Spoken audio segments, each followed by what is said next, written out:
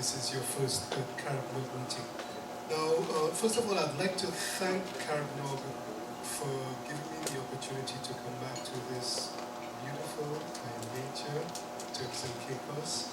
And that term has been used by others, but I consider myself specially qualified to use it. Beautiful by nature, having done the Junkanoo Museum tour yesterday, where I learned all about this coat of arms and the cactus and the conch and the lobster and the silence plant and everything. So I'm ready to take an exam on your internet and possibly even make an application to join the Ministry of Tourism. So when I say beautiful by nature, I really, really put my heart on my soul. But it's important that we understand the kind of organization that we have all become members of, and I refer to CaribNOG. I mean, I was just having a conversation with Brad, and we agreed that we could continue talking here, not just for the time that we've been allocated, but we could talk for the whole 2 days on either of our topics. So we would not be able to talk about every single thing that we would like to. So in my particular case, what I want to do is leave you with some ideas of where you need to go for certain types of information, how you navigate the space that I am in, the ICANN space, and how you can get support to do some of the other things. And I'll touch on one specific example of one of the things that's coming up now in ICANN, and also try to give you a little bit of information about ICANN. And as usual, if you guys is now looking, next slide please.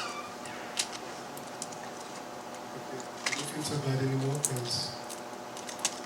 Okay, so for those of you who may not be completely familiar with what ICANN is and what we do, we simply coordinate with our partners like ARIN and like other organizations with CaribNOG and we help make the internet work. We focus on 3 areas.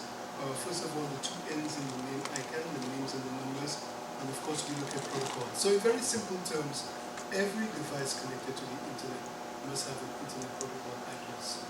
You'll be hearing about different types of internet protocol addresses. Later on, I give you 4 IPv6. But the thing about it is, we as human beings can't really remember all of these addresses, especially the new ones. And there's an example of an IPv6 address on there. Let's say FAD4.59E, etc., etc. So if I wanted to go to my bank's website, there's nowhere to remember an address like that. So we use domain names. Of Turks and Caicos, .tc, and there's also a system called the domain name system, the DNS system, which translates the domain names into IP addresses. And tomorrow I'll be talking a little bit more about the security impacts of using that domain name system without security layers that prevent malware attacks and so on. So sometimes there's the thinking that ICANN is only the organization, but really and truly, a term that we've heard throughout the morning is ecosystem. And ICANN is really an ecosystem with these 3 parts. The most important part is you, the global multi-stakeholder community, which is made up of representatives of businesses, governments, end users, and so on, and security experts, the technical community. And that is where discussions take place on new policies that may be required for the internet. And those policies are developed by you, the community, and then the draft of those policies goes to the ICANN board, which is a subset of the community, and then goes out for one final public comment, and then a decision is taken. So for example, a big decision was to have new generic top-level domain names put into the room. You decided that, and you sat down and you spoke about what the framework would be. Your ICANN organization, the staff, you need to execute and implement this. And this is what the ICANN ecosystem is all about. And there are 3 major parts of that develop policy. One area that develops policy with regard to numbers. You'll be hearing more about numbers. The address support organization gets involved in developing in global internet numbering policy. You have a group that deals with the country code top-level domain names, and we heard about .tc this morning. that is the country code for which country? Turks and Caicos. We all knew that, just making sure that you follow it. And then there is a grouping that deals with all of the other domain names, the generic top-level domain names, which will be the focus of my talk today. So those three organizations, entities or groupings within ICANN actually develop policy. And you should have a representative in the CCNSO, the Country Code Name Supporting Organization. We talked to Kenva about that to see who's representing you. I haven't seen that representative at many meetings. It may have been at one or two, maybe I didn't attend those meetings when he was there, that's why I didn't see him. But while those policies are being developed, you have 4 advisory committees from different sectors which advise the ICANN board on the impact of these new policies that are being developed. You have a grouping representing end users called the At-Large Advisory Committee, the ALAC, and of course at ICANN we use alphabet soup. We don't feel happy unless we have at least 2 or 3 new acronyms every 2 weeks. Right? So you have the ALAC, you have the GAC, the Governmental Advisory Committee, representing the interests of government's minister and how the ICANN policies are going to interact with national regulations, national laws, and so on. And then you have 2 technical groupings. One grouping dealing with security and stability, the SAC, the Security and Stability Advisory Committee, and the RSAC, the Root Server System Advisory Committee. Those are basically technical advisory committees that will explain to the board, the impacts of some of the things that may be happening. So the way it works in very simple terms is you have those 3 what you call supporting organizations, and then you have 4 advisory committees that advise the board on policies. So ICANN has 3 public meetings per year, and we try to rotate those meetings in one of the 5 geographical regions. We just had a meeting in Seattle, Washington, that's a community forum, and the next meeting is coming up from the 9th to the 12th of June in Prague, and that is going to be a policy forum, a forum where fellows, ICANN fellows who have been to a meeting previously can actually participate, because they're going to be sitting down and working on policy. And the only way to do that is if you have some idea of what these policies are and you've participated in the fellowship program before. So ICANN's fellowship program is a way for you to get to an ICANN meeting wherever it's being held in the world. If you are not able to afford the cost of the airfare, you see where the meetings are taking place, Muscat, Prague, Mumbai. So the fellowship program covers the cost of your airfare and your accommodation. And it's a very competitive process, but anyone that you know or yourself can apply for the fellowship program. And there, very importantly, you'd see the current state of the fellowship program, where fellowships for ICANN 83 and 84 are actually closed. There'll be an announcement on the 23rd of June of who the fellows are for ICANN 84 in Muscat. But for ICANN 85, you still have the opportunity to send in an application for the fellowship program when it opens on the 22nd of July. But also be aware that it closes, the application process closes on the 22nd of August. So today I just wanted to focus in the rest of the time that I had available on one of the areas that's being discussed in ICANN, which is the new generic top-level domain program, GTDLD program, and the ASP, the Applicant Support Program. What we are trying to accomplish at ICANN with the new GTLD program is a more inclusive internet, where more persons can have their space on the internet. And it's basically a program which seeks to expand the number of generic top-level domain names that are available.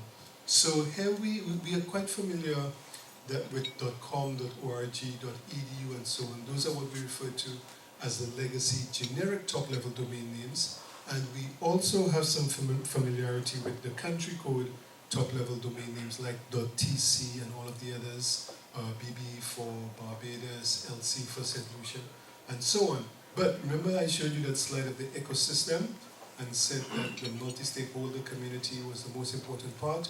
You, the multi-stakeholder community, decided that .com, .org, .edu, .tc, those were not enough. You decided that you wanted more. You wanted more competition, you wanted more choice. So the whole process of policy development took place within the ICANN ecosystem, and that resulted in 2012 with over 1,200 new top-level domain names being introduced into the roots. And you see examples of many of them on this slide, and you even see some of the internationalized domain names on there, those with foreign language characters. So this is what this new GTLD thing is all about. We're familiar with .org, we're familiar with .com and so on, but what we're trying to do is have a more successful round this time around. This cable is very bothering me. I think it's stuck to my shoes. Okay, I think that was a booby trap. Clear? Level? Okay. So the last round where over 1,200 new domain names were introduced did not see many new domain names from the Caribbean. So this time around, after reviewing that system, we are trying to see how we make it more successful this time, and this is how we're going to be judging success. By having new languages, new geographic and ethnically diversified groups on there, and having a significantly higher number of participants from outside North America and those who participated before.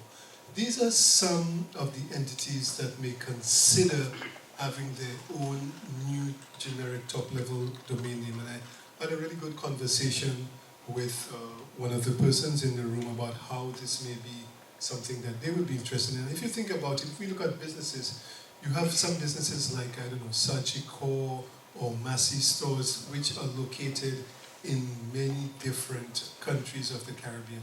So could you imagine something like a .Massey, where you have, I don't know if you have one here, but it would have Turks and Caicos .Massey, and they would have all of their email addresses, St. Lucia .Massey, with all of their email addresses, and you could do that same sort of thing with each of these entities represented on there.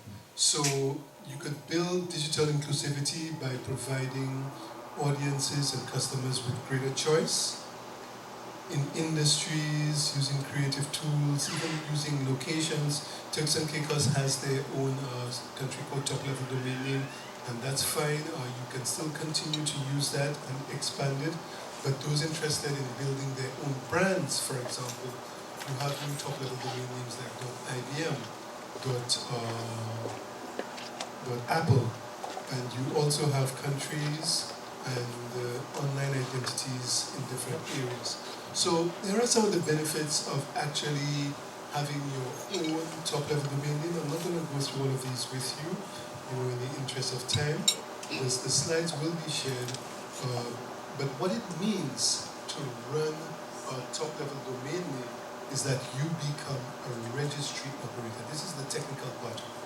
Just as you have an organization here in Turks and Caicos running .tc, if you decide to use one of the top-level domain names, a new one, then you would actually become a registry operator. And that's not a trivial process, and there are costs associated with that.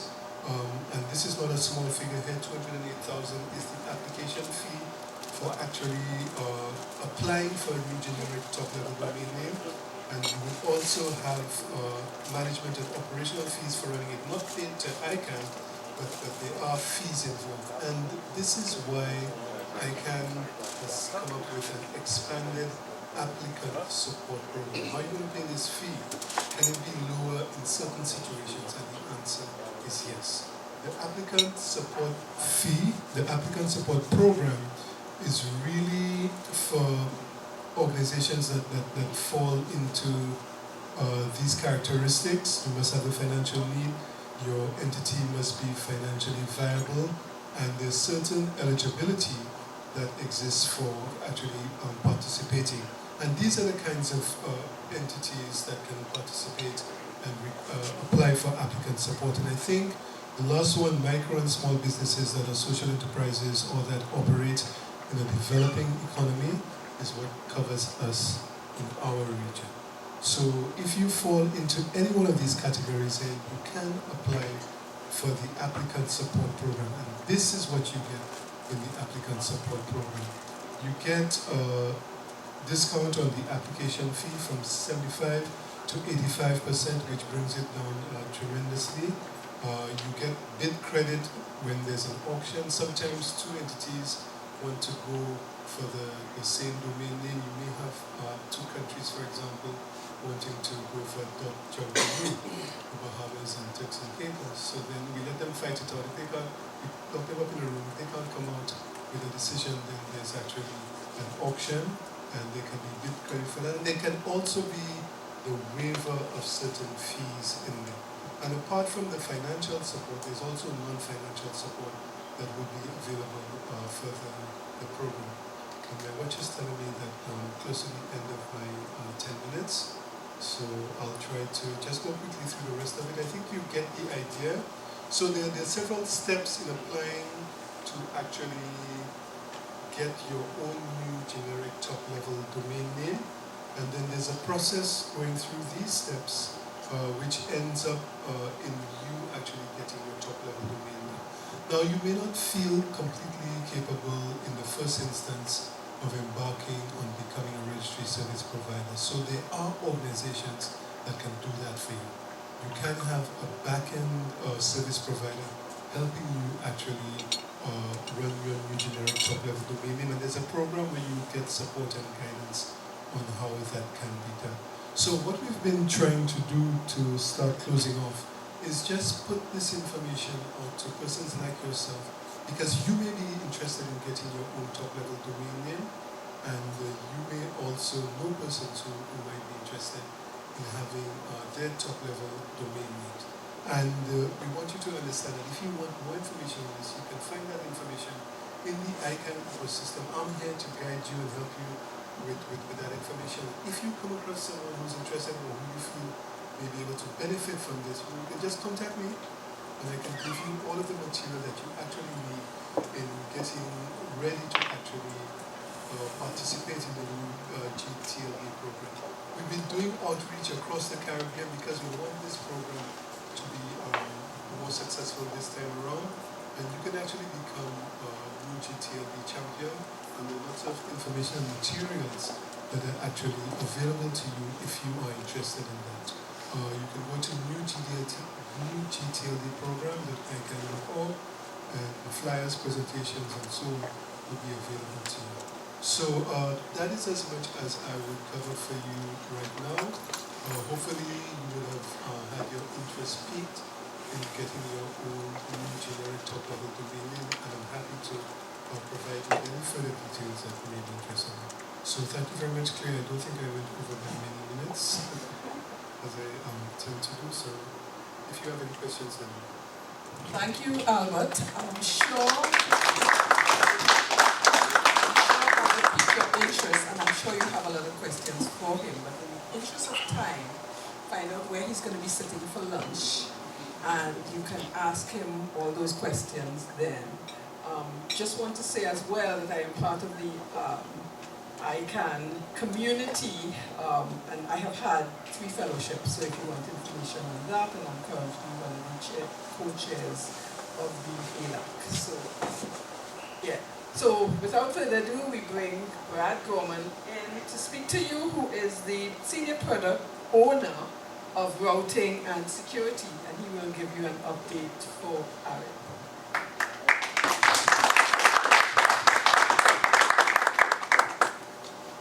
Thank you, Claire, for the invitation. Thank you to the people of by nature, Turks and Caicos.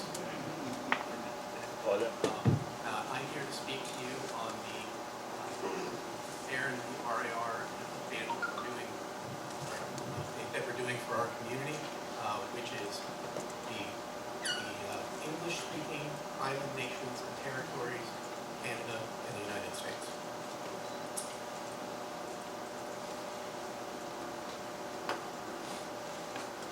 There we go. Okay, so what does ARIN do? We manage the internet resources, the IPs, the IP addresses, and the ASN. We oversee the transfers from the ARIN region or back to the ARIN region of those resources, and we provide a reverse DNS service and directory services that are available to assist in actively routing information from your networks. We are a community that engages and governs through a policy process that applies to how we handle and distribute and apply the rules to the use of these resources for ARIN customers in our service region.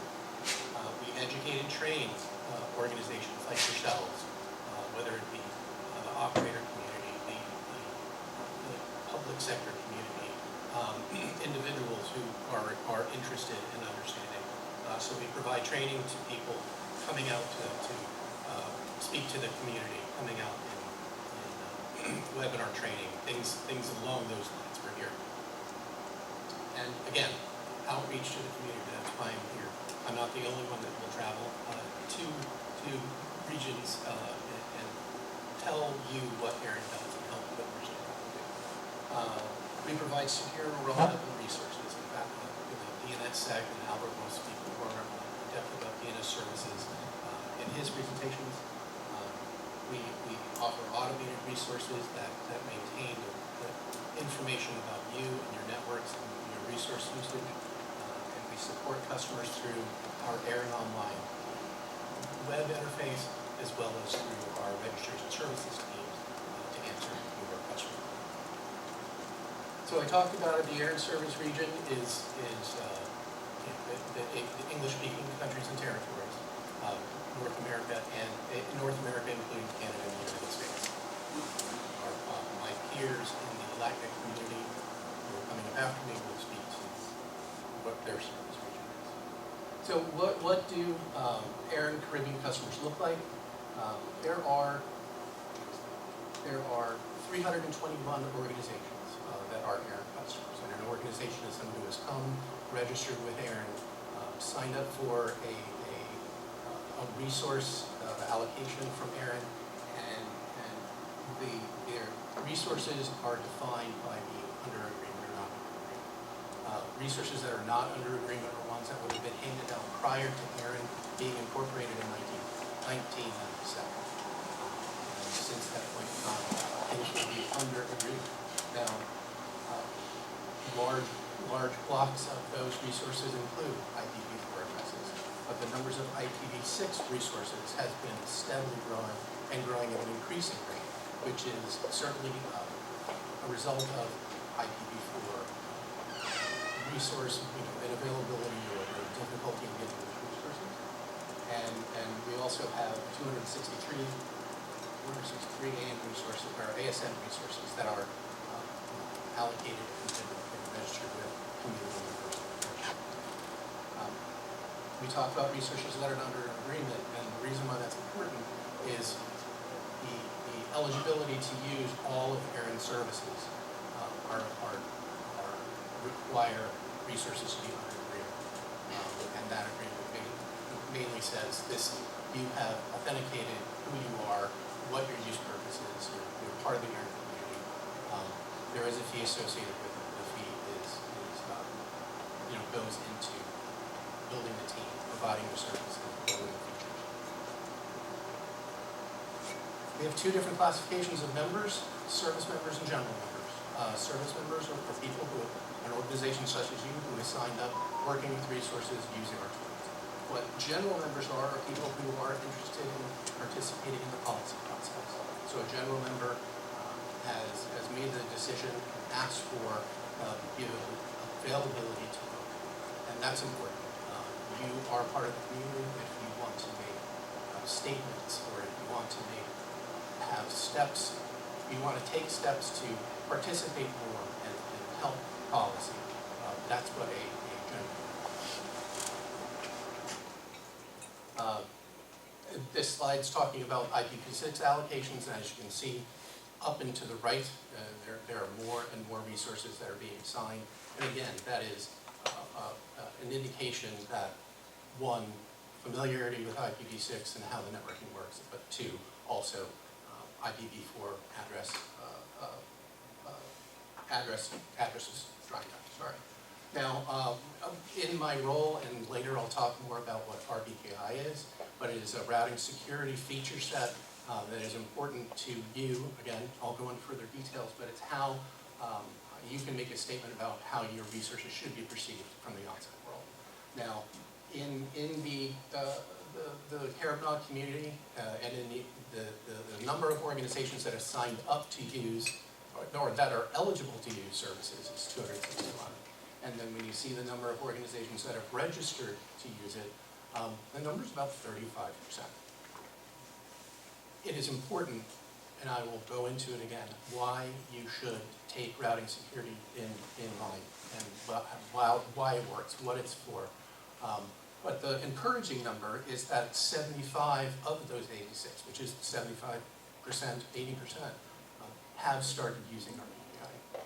So I want to get that first percentage up and then further educate and assist people to understand and to go forth in deploying our BPI routing security services.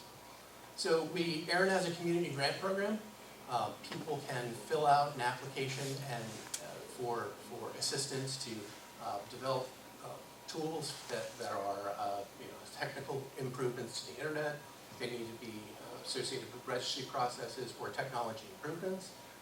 It's informational outreach, research, but it is open to every community member and is open to people outside the community. So the application process is simple, and we would encourage anyone who has ideas or wants to further understanding to apply for membership, or for a grant. And the grant applications, they're opening up in a few days. So look into it.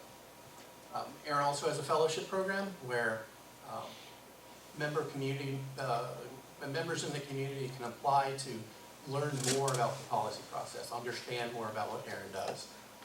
They can bring that information back to their organizations, their community, their friends, their people, everyone who is interested in it. And those fellows have an opportunity to attend ARIN meetings, whether they be remote or in person.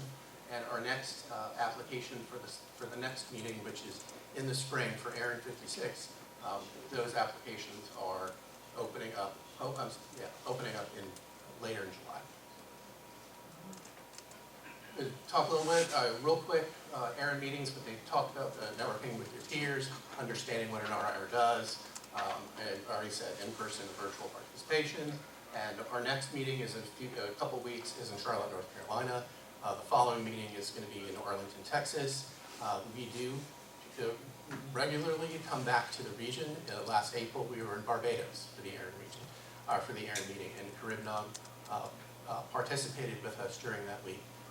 So it is important to us, and we will continue to come to the Caribbean region to further train and get you to understand what ARIN does and how we benefit from it. If you have any questions, I'll be here today, the rest of today and tomorrow. Thank you so much, Brad. Come on, let's do that.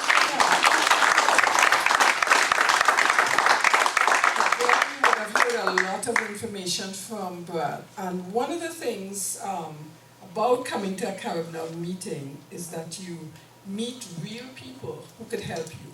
So any of you need an ASN, that's the man, and Brad normally shares his contact information, and you'd be able to get in touch with him, and he is really very resourceful. And I'm speaking from experience coming to these kinds of meetings and meeting people who have been really very resourceful, who I would not have met otherwise. So our next speaker is from LACNIC. And please take note of those fellowships that are open. It's a good opportunity to get to meet the ARIN community. And I'm sure you will hear about that as well from the LACNIC speaker who's going to be speaking now. His name is Cesar Diaz. He's doing an online presentation, and that's again the beauty of CaribNOG. We have both in-person and virtual presentations, and he is the head of telecommunications affairs at LACNIC. So we welcome Cesar. Cesar, can you hear us, and are you there? Yes. Can you hear me? Yes, clear? We can hear you. Great. Yes. Thank you. Can you see my presentation on the screen? Oh, yes, we are. Thank you very much again. Good morning, everyone. My name is Cesar Diaz, Thank you very much for the opportunity to be here with you today and share a comprehensive update from LACNIC. Over the next few minutes, I will share some of our latest highlights, initiatives, and opportunities that are currently underway on LACNIC. My hope is that information will be useful for all of you.